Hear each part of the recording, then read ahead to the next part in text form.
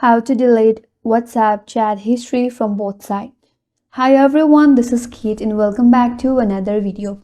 And on today's video, we will see how we can delete WhatsApp chat history from both sides. So without any further delay, let's get started.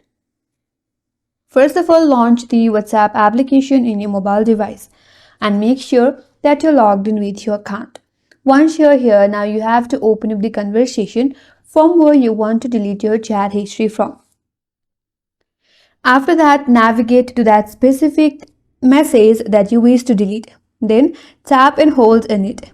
After that, navigate at the top section. There you will have trash icon on your right hand side. Tap on it. Now, a pop-up box will appear in your interface. From there, you have to tap on delete for everyone. And then the message is now deleted from the both side. So that's how you can delete WhatsApp chat history from both sides, and that's all for today's video. Hope this video was helpful, and if you're new to our channel, consider subscribing. Thanks for watching and stay tuned for more videos.